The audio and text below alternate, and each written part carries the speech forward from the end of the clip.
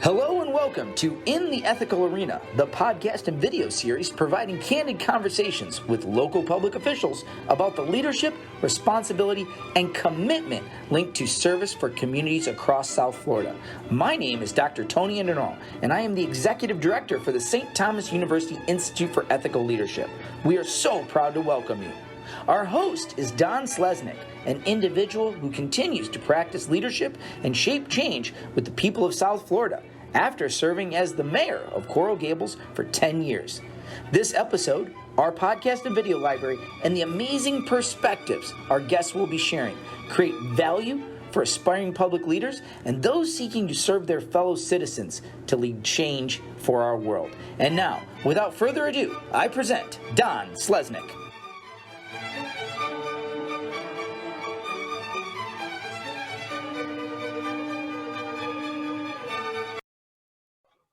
We are pleased to welcome Vince Lago to the Ethical Arena. Vince is currently serving as Vice Mayor of Coral Gables. He was first elected in 2013, and he is now in his 8th year of service on the City Commission. He holds both a bachelor and master degree from Florida International University. And when he's not in City Hall serving the people of the city, he is an executive with a firm which specializes in the design and construction of both educational and medical facilities. Vince, it's good to have you with us today. Mayor, it's a privilege to be here. I can't thank you enough and your team for considering me. I feel honored to be interviewed. When you talk about ethics, it's at the backbone of every individual who has the privilege to serve. So I just want to say thank you and to the university for considering and having me here today. Well, Vince, I know that the citizens of Coral Gables appreciate your service. You've been an extremely active vice mayor and commissioner, and you've done many things in the realm of both environment and trying to save our globe as well as the city of Coral Gables. But let me ask you, what motivated you in the first place to seek public office? Mayor, as you mentioned, the big issue here is what motivates. What's our motivating factor to take away time from our business, take away time from our family, take away time, especially the limited time that we have to enjoy ourselves in whatever arena that we decide really compels us. My issue has always been, and it comes down from my parents who are both physicians and my grandparents who was a doctor in Cuba and came to this country and was blessed to come to this country when it opened its arms to us. He was a senator in Cuba, and he was also Surgeon General in Cuba, serving as a top medical director for the entire country. The reason why I serve is because it's in my blood. I serve because at a very young age, my father always instilled, and my mother always instilled in us that we're so blessed and we're so fortunate that we have an ability and we have a duty to serve.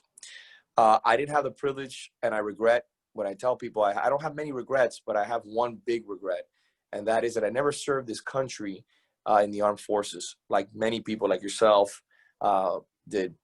That is my biggest regret. So I think, and I tell people all the time when they interview me and they ask me that question, what motivates me or what basically pushed me in the direction was not only my family, but my wanting to give back and really provide, a foundation where my children, which I have 2 young girls, can enjoy the beauty of a city that really gave me so much in my youth. So service is I want to say in my case, it's something selfish. It's an opportunity for me to leave a legacy for my young children and pave the way that I think the city of Coral Gables should be when you talk about issues of quality of life, when you talk about issues of security, and when you talk about issues of fiscal stewardship and financial fiduciary responsibility. Well, you've spoken eloquently about your family, and I know that your wife participates with you in all that you do. I mean, she's an important component. It's funny you mentioned that, Mayor, because your wife served. I had the privilege of serving with your wife on the commission, and she's very active. When you talk about Coral Gables, there's people that like your wife, like yourself, like the Kurdites, the Valdez Fowleys. You're talking about people who have been very, very involved in Coral Gables, and they're you can't say Coral Gables without saying them. If you don't have a significant other that allows you, and I want to be very careful, and I say it the correct way, that allows you the privilege to serve. Because like when I started mentioning to you, when you were mayor for a decade, it's a situation where you miss birthdays, you miss dinners at home, you've got to meet with constituents, and you put the city first. You put the city's residents and the businesses first. And you've been there during hurricanes, you've been there through significant crisis like we're dealing with now with COVID. And if you don't have a partner that is willing to give you the privilege to serve this community, it'll be very difficult. And at the end of the day, the residents and the business community will suffer. Well, very well said. And let me ask you this though, Vince, how would you describe your leadership style? There's so many ways to approach leadership. How do you see yourself leading? Mayor, like you mentioned in the beginning, I've been very active in regards to legislation. I've been very active in issues of transparency. I view, and I'll touch on those maybe later on, I view my leadership style as visionary leadership. But I also view it as something that's outside of the realm of being defined as leadership. I view it as hard charging. And when I say hard charging, I view it as I don't want to leave anything on the table. I want to make sure that with the finite time that I have to serve, that when my day is done, when my time in service is over, people will say he left everything on the field. And like what Maria Vega said before in soccer, you know, you don't want to have any regrets. You don't want to look back and say, well, I could have done this, or I could have met with this person, or I could have potentially entertained, you know, bringing forth this legislation that could have been groundbreaking. I want to leave everything. I want to try everything. I want to make sure that we provide certain types of governance, which, to be honest with you, right now is missing, in my opinion. You know, we want to have civility. We want to offer people the opportunity to engage with government. When I say about transparency, and we talk about how is my leadership style, every Friday we do something that I don't think any other elected official does in the state of Florida, at least in Miami-Dade County that I've seen.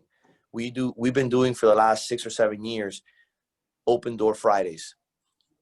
Before, obviously COVID, you could come to my office at 2:00 and I would sit here till about 6, and I would receive anybody that came in, and we would discuss issues that dealt with the city of Coral Gables, along with doing quarterly town hall meetings, which, by the way, I'm having one now virtual on October 8th. And I still continue to have these open door Fridays. We're just doing them virtually now. But that is what really people are looking for at the local level. People are looking for transparency. People are looking for ethical leadership. People are looking for a person who can say, hey, I have an issue, a minor issue. They didn't pick up my garbage today. I've had this pothole in the back of my property. That is our simple and granular level responsibility.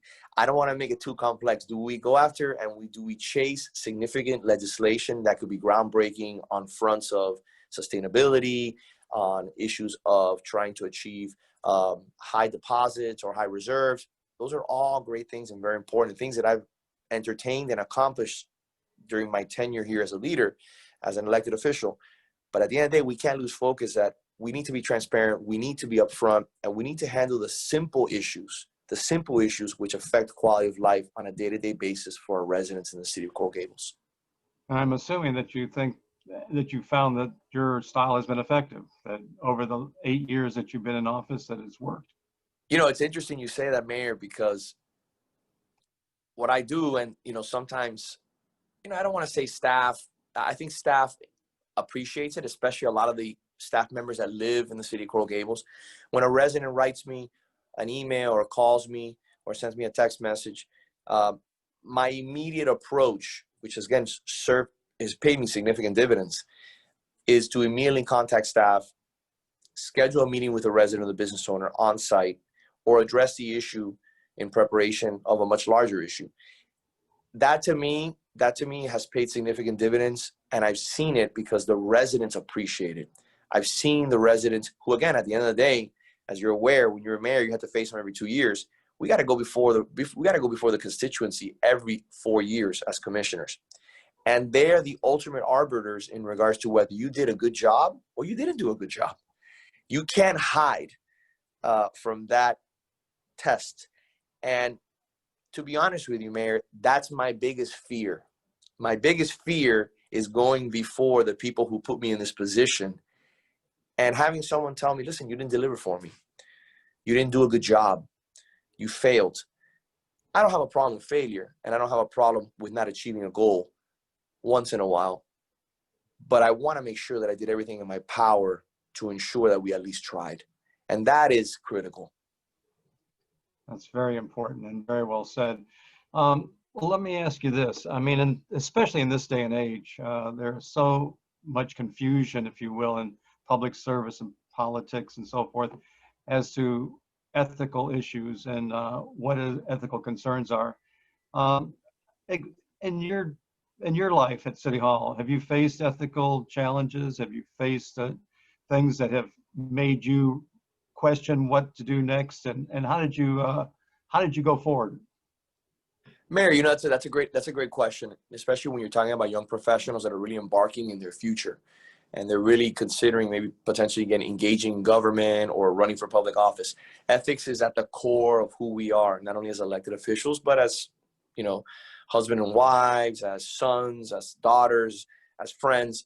Ethics plays a role in everything that we do, in your personal life, in your business, in your interaction with individuals. It's just really at the core, your values. Who are you?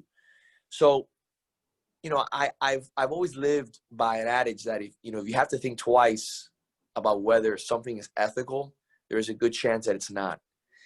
And, we're very blessed here. Our city attorney by the name of Miriam Ramos, she actually worked for the Ethics Commission under Joe Centurino. So she learned from some of the best. She's our chief ethics officer, and we do yearly training. And some of that time, that training is monotonous. It's an entire day, but it's good to always have a refresh because there's certain things that we miss. But I'm going to give you an example of an ethical dilemma that I faced in my own life, which I think is important. My brother is a world-class attorney. He's a world-class attorney at one of the largest firms in the United States, if not the world. He's an exceptional attorney. He worked at this firm before I was an elected official.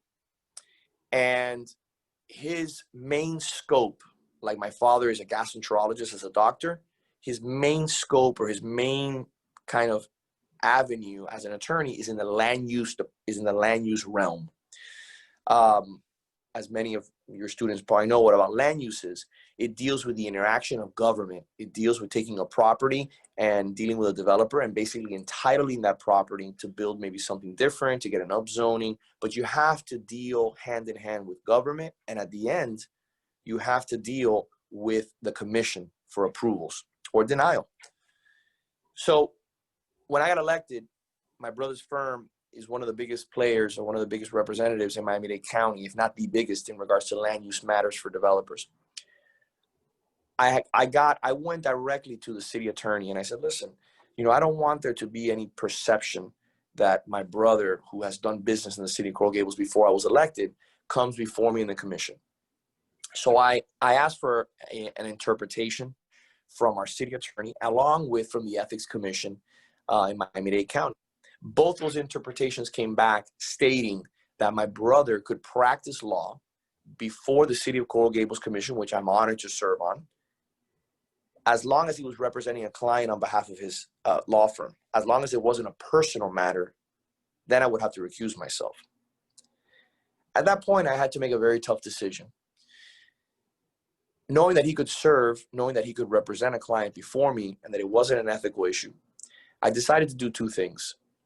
The first thing I did was I published both of these ethics interpretations on our website, which we have, and I do that a lot. I publish a lot of things on our website, interpretation from our city attorney, to be very transparent so that people can read them, just like I put up my memos online, very active in regards to emails or any issues like that. But the second thing that I did, which is the most drastic, was I told my brother that he could not practice in the city of Coral Gables, even though ethically he was able to.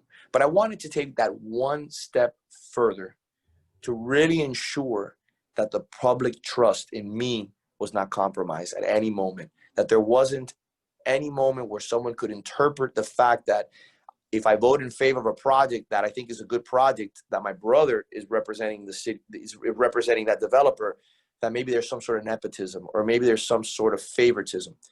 So in 8 years, Mayor, I have not allowed my brother to step into the city of Coral Gables. It was I'm sure he appreciates that. our relationship is strong now. It's always been strong, but it was a moment, it was a pothole. It was a pothole in our relationship because, again, you're talking about somebody who is exceptionally good at what he does. And he provides a legal service. And I have to go beyond, even though the ethics interpretation says that he can practice before me. But sometimes, as you know, Mayor, perception is stronger than what the actual paper holds. Well, I think you brought up an incredibly excellent point, and that is there are factual issues and there are perceptual issues. Yeah. So it is important that you address both, and I think certainly you've explained that well. So, Vice Mayor, before we close, I want to ask you, you're speaking to the St. Thomas University community, to its students and faculty, and in fact, we try to put these podcasts on social media. What words of advice do you have for people who are looking for guidance in the ethical arena, moving forward into leadership positions, both public and private? And you, in fact, are serving in leadership positions, both public and private. Do you have any thoughts we're facing a whole new world out there, and so we're interested in how you are approaching that new world. Mayor, I think you framed it perfectly. You know, St. Thomas is an exceptional institution in South Florida that my sister actually attended. She actually got her law degree from St. Thomas. You know, my advice is, you know, always to be honest, always to be transparent. If you're honest, you will avoid a lot of trouble. If you tell people the truth, if you're upfront, if you put your position or your intent in front of the body or the people that you represent, your co-workers, your family, you'll save yourself a lot of heartache. You'll put yourself in a position of leadership because people will look at you as a person who is driving forward in an effort to achieve a certain goal while limiting all the chaos and limiting a lot of the problems, a lot of the situations that really divert us from achieving our goals. Like you said, you know, we're in a new normal, the post-pandemic world, which has it's right now we're in a little bit of a roller coaster up and down. Sometimes we're looking like we're getting out of it. Sometimes we're going back into this. But I believe there is a light at the end of the tunnel. What I recommend and what I would love to see for individuals that are considering, you know, either holding office, running for public office, I want you to run. I want you to engage. I want you to get involved in leadership positions, both in the private and public sector. But if you're in the private sector, I do certain things with my employees that I don't think a lot of other companies do. I put myself in a position to listen. I walk into the office 6:37, 8 o'clock in the morning. When my employees get there, I set an example. And I always want to stress with them. And I sit down and I tell them, I'm here to listen to you. I want to understand what's going on in your life. I want to be part, and I don't want to be too invasive, but I want to really understand how I can help you, how I can be of any assistance. And that goes back to the fact of the issue of honesty and the issue of transparency. When you're an open book, when someone can engage with you over whatever matter it may be, a pothole or a piece of legislation like the underline that took 7 years to bring to fruition because it was complex and dealt with many municipalities and state agencies. I think we get to the end of the goal, we achieve our goals much quicker and with a lot less heartache as a result of transparency and honesty. Well, I think on that very high note and very wise and sage advice that we're going to thank you, Vice Mayor Lago, City of Coral Gables, for being with us and spending time with our students and our faculty today. And we wish you well in your future endeavors and in all of your public service, and we thank you for that. Mayor, thank you for allowing me the privilege to speak to staff, faculty, students at St. Thomas. And, you know, I remember a quote that was once told to me by my grandfather, who lived in Coral Gables for a long time. And he always told me, there is never a wrong time to do the right thing. What a perfect way to conclude. Thank you. God bless. Take care and stay safe. Thank you, Mayor. It's a privilege to see you as always. Always my privilege, too.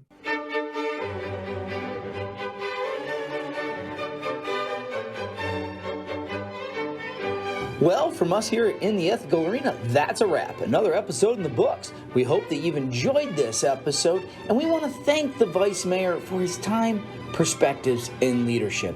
As we close, it's apropos to note that leadership is not about knowing, it's about doing. The Vice Mayor puts this into practice each and every day as he serves our communities. We want to thank him for that. We want to thank him for being here. We hope that you've enjoyed this installment of In the Ethical Arena, and we hope that you join us again next time. This is Tony Andenaro signing off and reminding you that leadership is a process, one that cultivates action that will grow into amazing things for our world. However, we need you to plant that seed. Thanks so much for listening. Take care out there and have a great day.